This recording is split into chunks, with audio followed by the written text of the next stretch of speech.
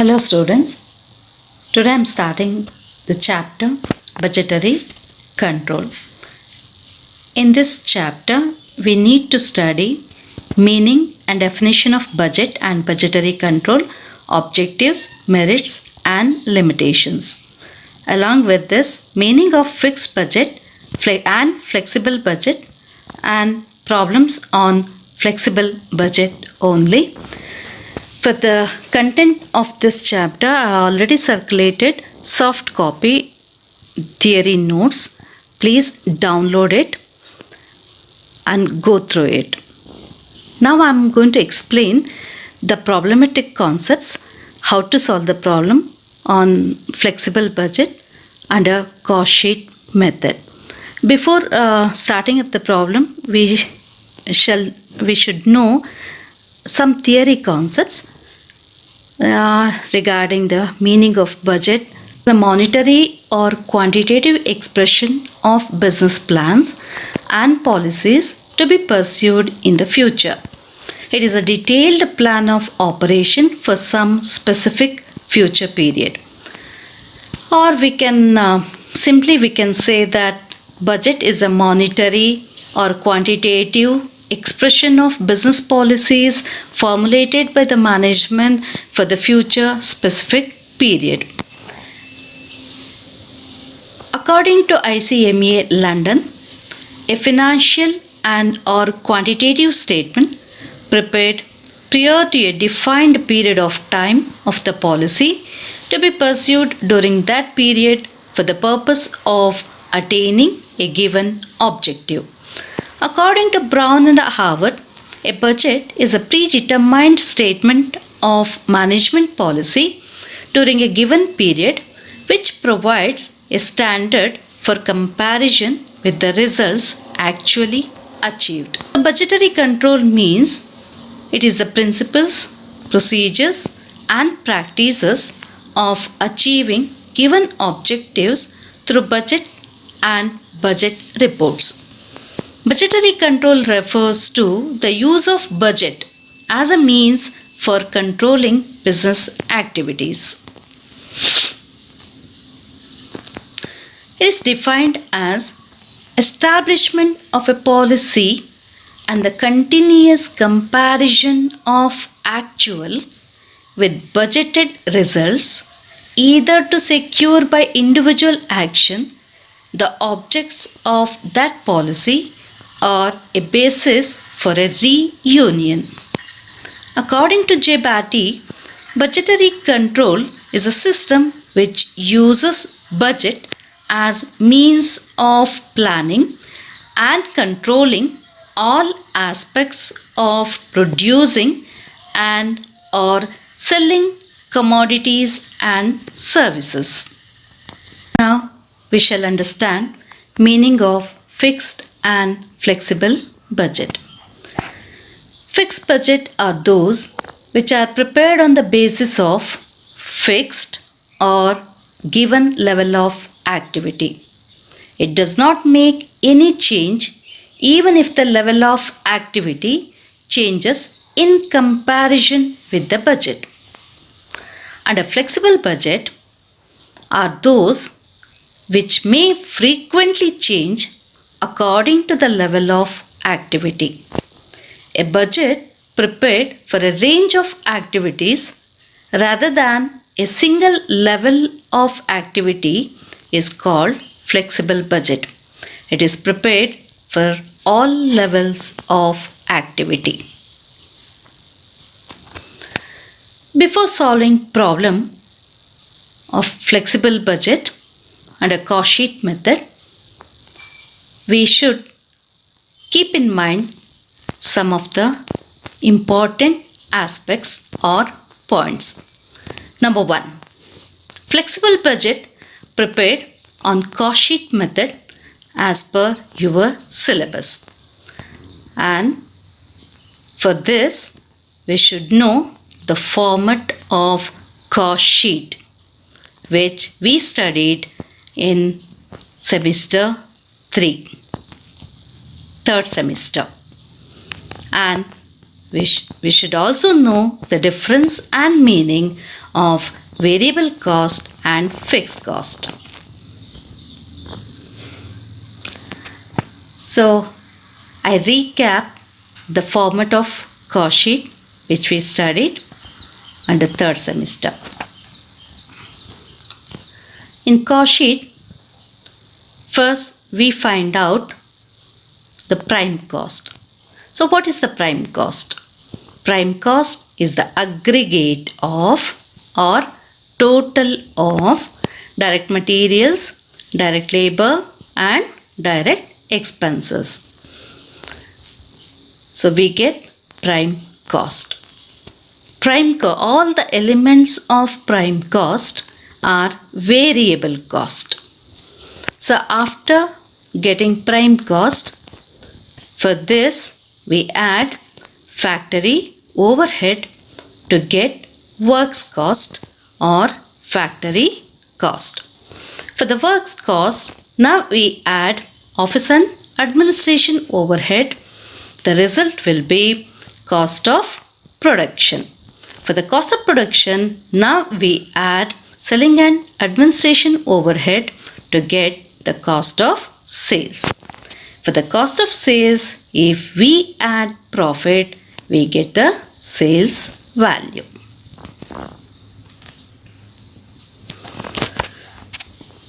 So once again, keep in mind all prime cost elements, like that is direct material, direct labor and direct expenses are variable cost, and elements of overhead, that is factory overhead, office and administration overhead, selling and distribution overhead, it is inclusive of fixed cost and variable cost.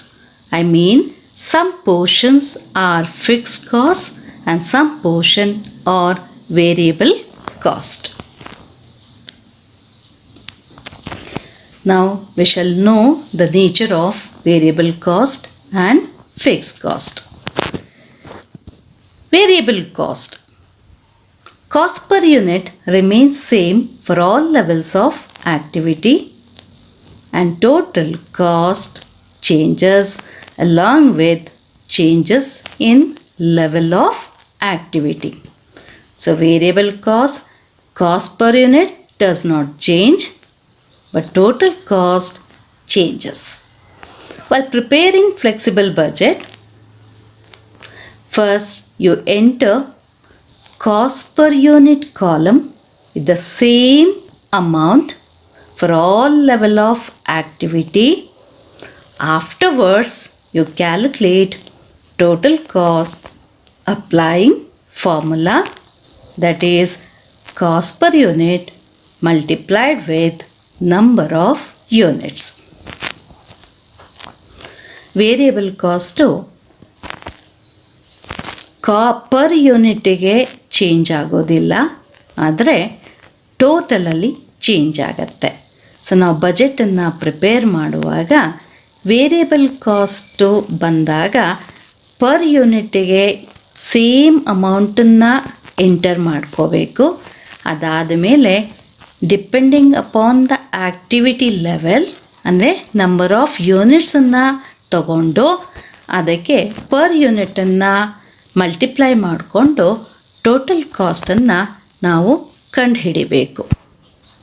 Fix cost. This cost remains same for all levels of activity. Fixed cost doesn't change along with the level of activity or production. It is constant. But per unit changes. While preparing flexible budget, we need to enter total cost column with the same amount for all levels of activity. Afterwards, we need to calculate cost per unit by applying formula, that is total cost divided by number of units. ನಿಮಗೆ ಗೊತ್ತಿರೋ ಹಾಗೆ fix cost total change ಆಗೋದಿಲ್ಲ, ಆದರೆ cost per unit change ಆಗ್ತಾ ಹೋಗುತ್ತೆ. So ಯಾವುದೇ changes in activity or production, fix cost remains constant, ಒಂದೇ ಇರುತ್ತೆ. ಹಾಗಾಗಿ ಬಜೆಟನ್ನು ಪ್ರಿಪೇರ್ ಮಾಡುವಾಗ ಟೋಟಲ್ ಕಾಲಮಿಗೆ ಆ ಅಮೌಂಟ್ ಎಲ್ಲ ಲೆವೆಲ್ಸ್ ಆಫ್ ಆ್ಯಕ್ಟಿವಿಟಿಗೂ ಒಂದೇ ಅಮೌಂಟನ್ನು ನಾವು ಎಂಟರ್ ಮಾಡ್ತಾ ಹೋಗ್ತೇವೆ. ಮಾಡಿದ ಆದಮೇಲೆ ನಾವು ಕಾಸ್ಟ್ ಪರ್ ಯೂನಿಟನ್ನು ಕಂಡುಹಿಡಿತೇವೆ. ಅಂದರೆ total cost divided by number of units.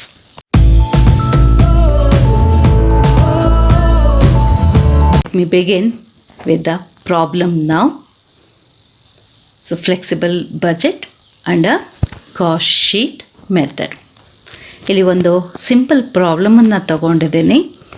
ಈ ಪ್ರಾಬ್ಲಮನ್ನು ನಾನು ಎಕ್ಸ್ಪ್ಲೇನ್ ಮಾಡ್ತೀನಿ, ಯಾವ ರೀತಿ ಈ ಪ್ರಾಬ್ಲಮನ್ನು ಸಾಲ್ವ್ ಮಾಡೋದು ಅಂತ ಹೇಳಿ.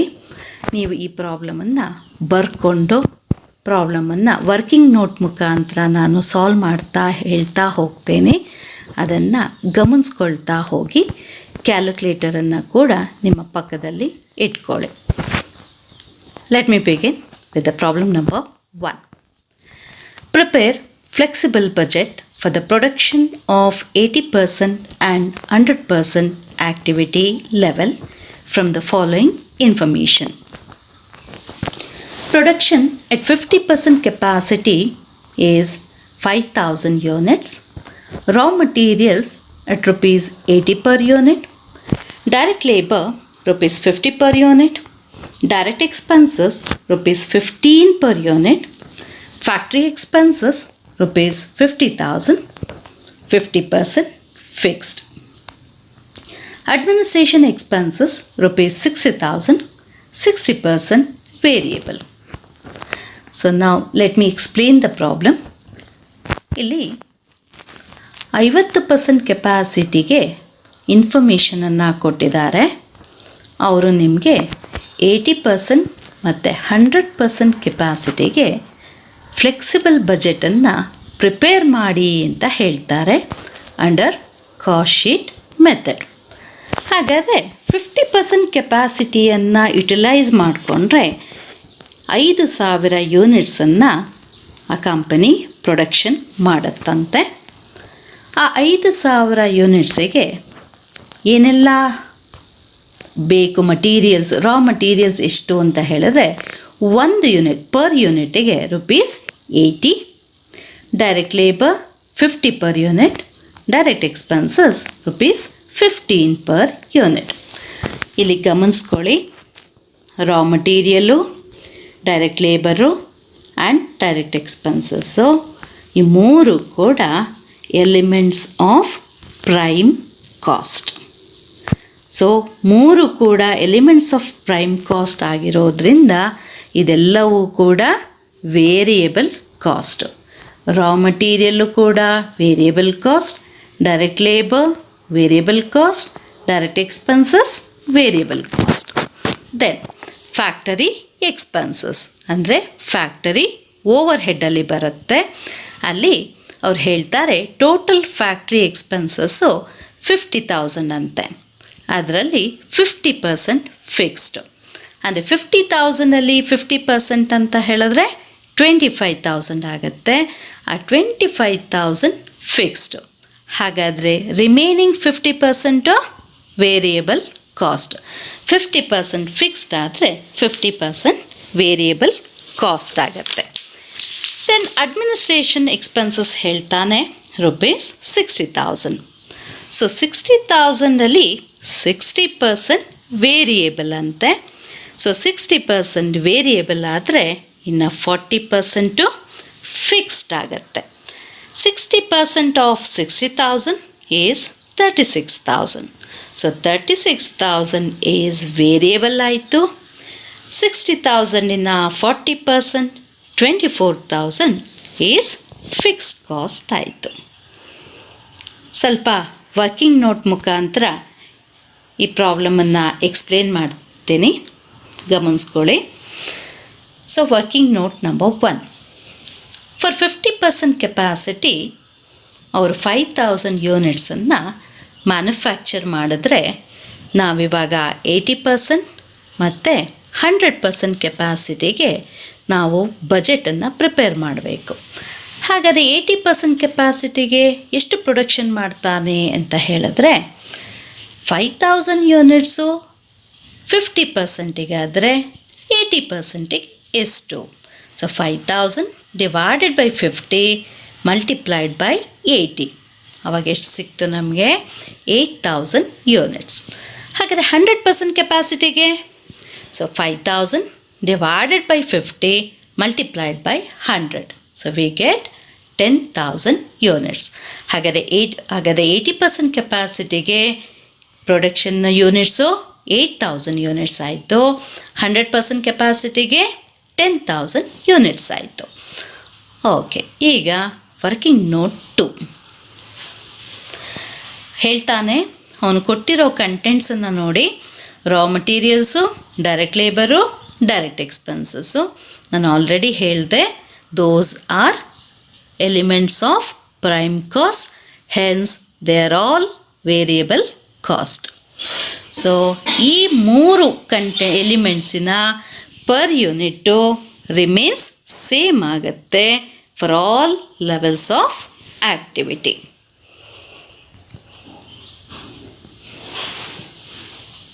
ಈಗ factory expenses 50% fixed, so remaining 50% variable.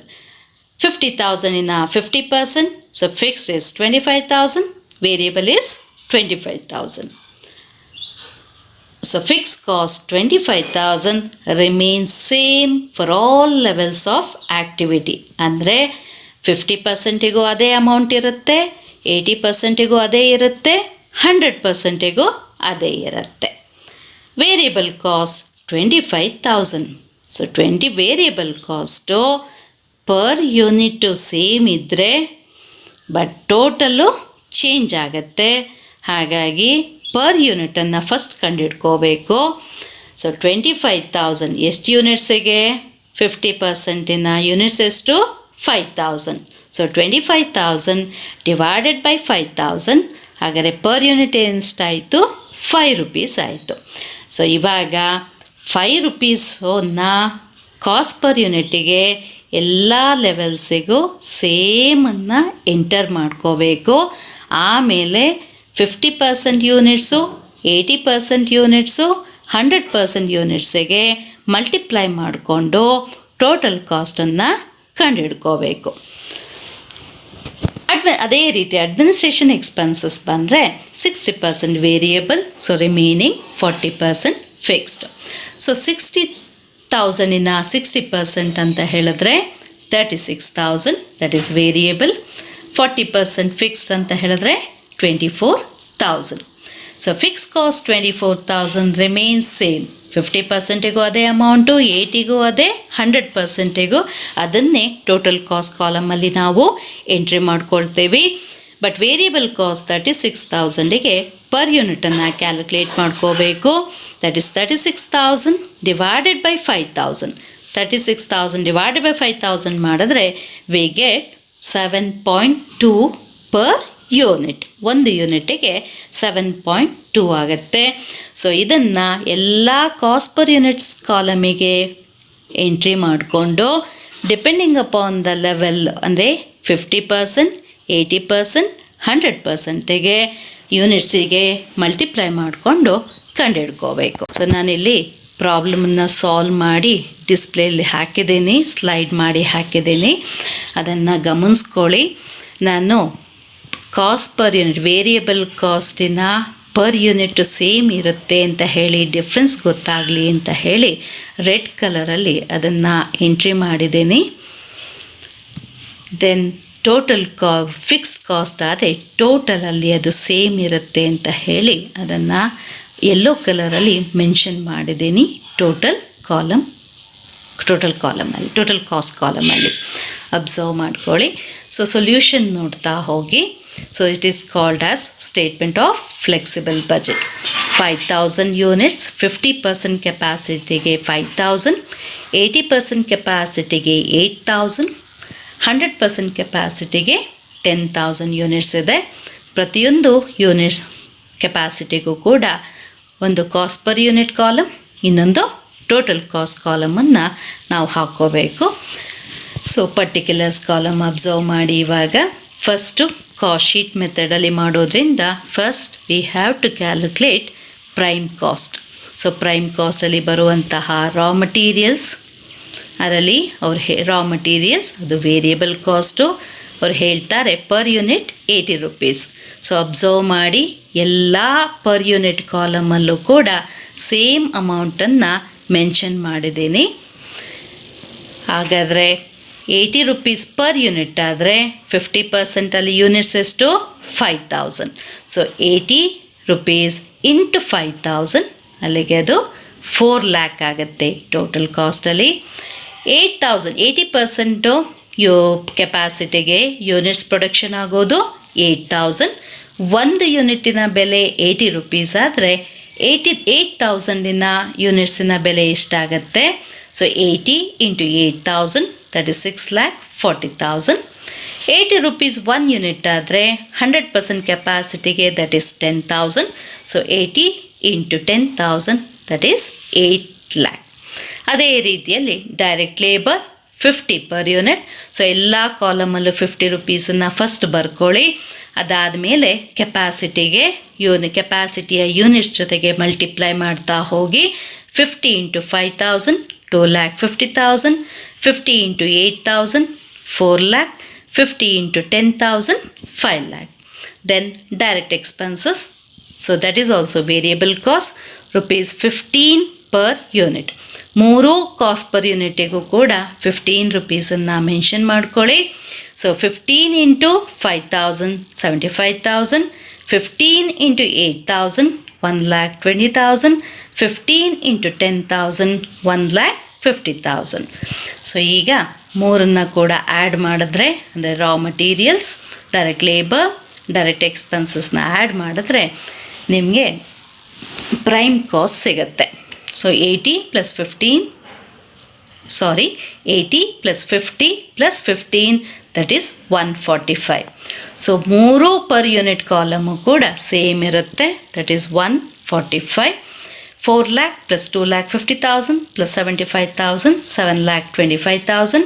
6,40,000 plus 4 lakh plus 1,20,000 that is 11,60,000. 8 lakh plus 5 lakh plus 1,50,000 that is 14,50,000. So ಈಗ ಪ್ರೈಮ್ ಕಾಸ್ಟ್ ಅರೈವ್ ಆದ್ವಿ. ಪ್ರೈಮ್ ಕಾಸ್ಟಿಗೆ ಫ್ಯಾಕ್ಟರಿ ಓವರ್ ಹೆಡನ್ನು ಆ್ಯಡ್ ಮಾಡ್ಕೊಳ್ಳೋಣ.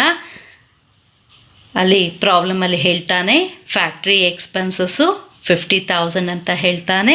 ಅದರಲ್ಲಿ 50% ಫಿಕ್ಸ್ಡು, 50% ವೇರಿಯಬಲ್. ಸೊ 50,000 50% ಅಂತ ಹೇಳಿದ್ರೆ 25,000 ದಟ್ ಈಸ್ ಫಿಕ್ಸ್ಡ್. 50,000 50% 25,000 ಅದನ್ನು total cost ಕಾಲಮಿಗೆ ಎಲ್ಲ ಲೆವೆಲ್ಲಿಗೂ same ಅಮೌಂಟನ್ನು ಎಂಟ್ರಿ ಮಾಡಿ. 25,000 ಯೆಲ್ಲೋ ಕಲರಲ್ಲಿ ಮೆನ್ಷನ್ ಮಾಡಿದ್ದೀನಿ, ಅಬ್ಸರ್ವ್ ಮಾಡಿ. 25,000 25,000 25,000. ಇದಾದ ಮೇಲೆ ನಾವು you calculate cost per unit. So 25,000 ಎಷ್ಟು ಯೂನಿಟ್ಸಿಗೆ? 5,000 ಯೂನಿಟ್ಸಿಗೆ. ಹಾಗಾದರೆ ಪರ್ ಯೂನಿಟಿಗೆ ಏನಾಯಿತು?